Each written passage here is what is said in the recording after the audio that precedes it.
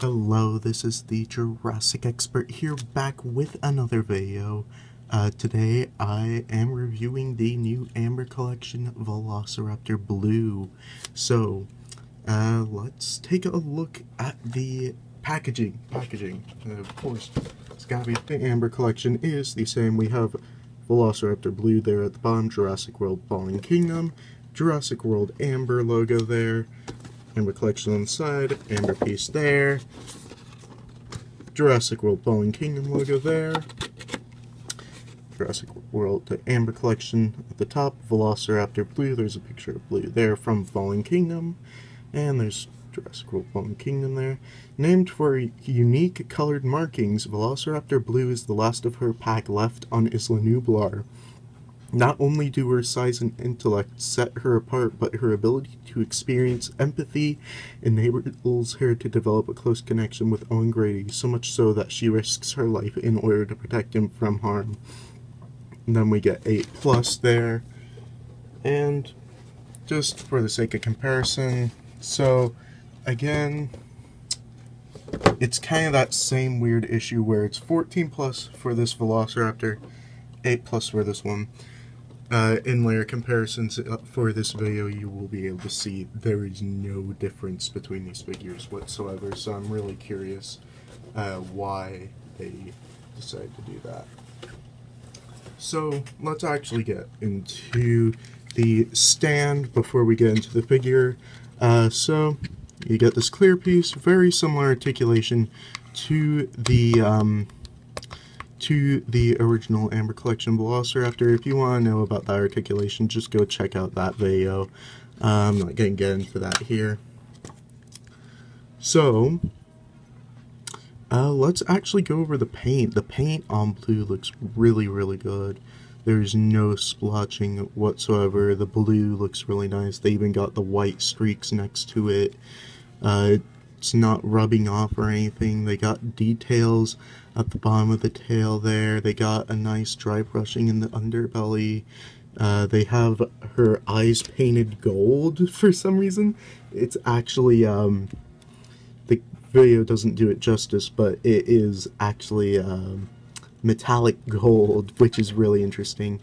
The mouth, they nicely painted the teeth there.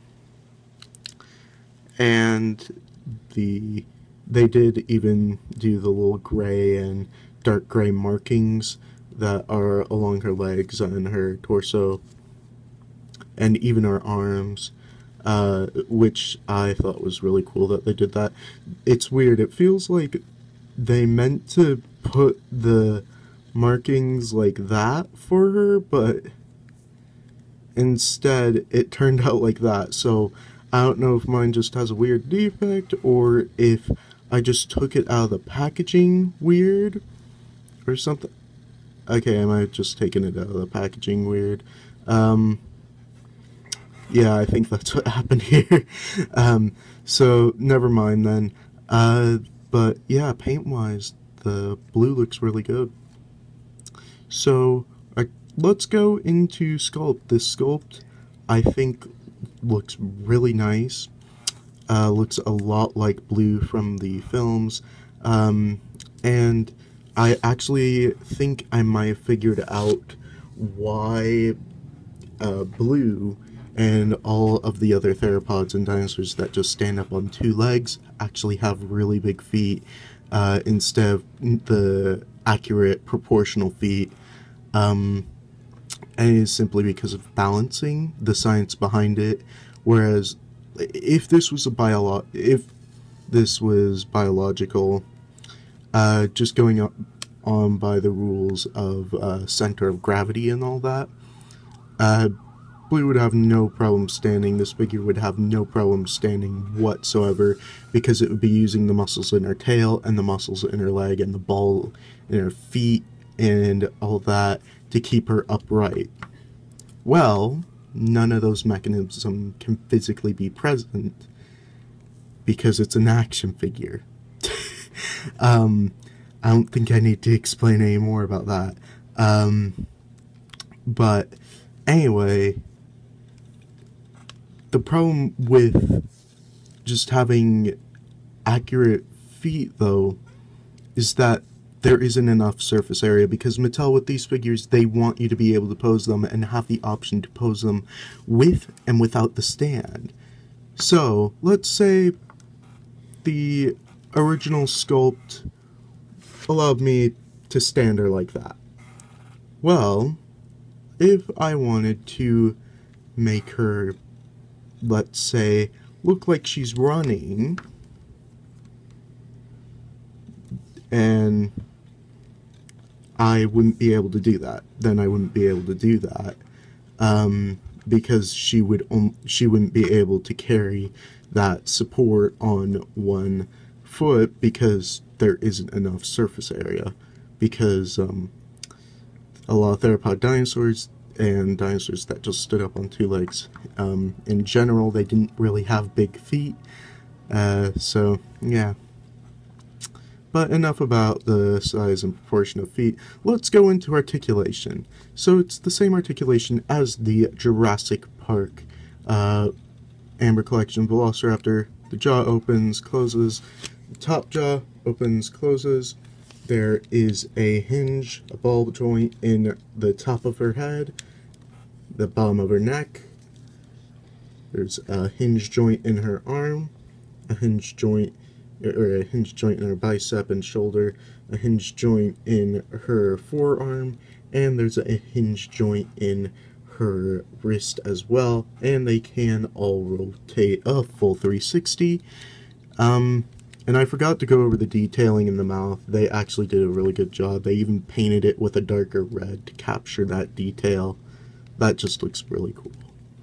But anyway, back to the articulation.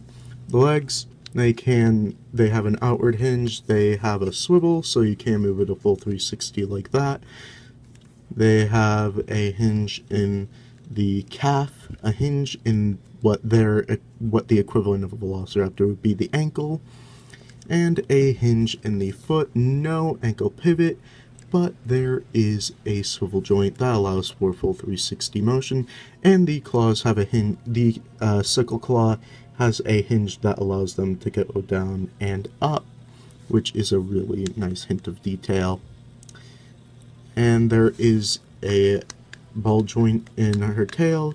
You can move it a full 360. It has a nice rubbery texture, and it does have a bendy wire in it, so you can get a nice amount of motion in Blue's tail. And for the stand, you just simply peg it into the peg hole that size comparisons. So for our human Amber Collection size comparison, here is Blue next to Owen Grady. And there you could see that scales about right. I'd say that scales about right. Yeah. And just to show you how she scales next to a character that isn't on a stand, here she is next to Ian Malcolm there. And for your other dinosaur comparison, size comparison, that we've gotten out of the Amber Collection, here is Blue next to the original Velociraptor, and you could see the sculpt is very similar. I think it's actually the same. I am pretty sure it is actually the same. Tails, same. Yeah, it is the same. Which should be about right. Really cool scenarios with this, where you could have the big one from Jurassic Park team up with Blue as if it survived, somehow miraculously survived, and is been roaming around Isla Nublar, and Blue runs into it after the events of Jurassic World. So yeah, you could have some really cool scenarios with that. But yeah, I think that this is a really cool addition. The Delta figure has yet to go onto Amazon, which is where I've been picking up all of my Amber collection figures, is on Amazon.com.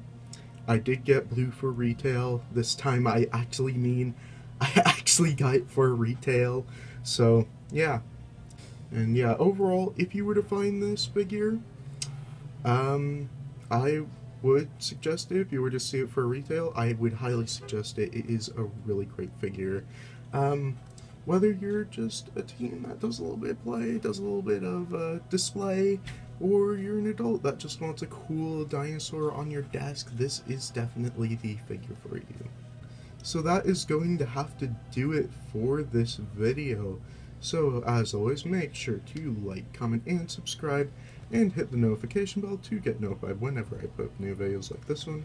And as always, dinosaurs might be older than you, but you are never too old for dinosaurs.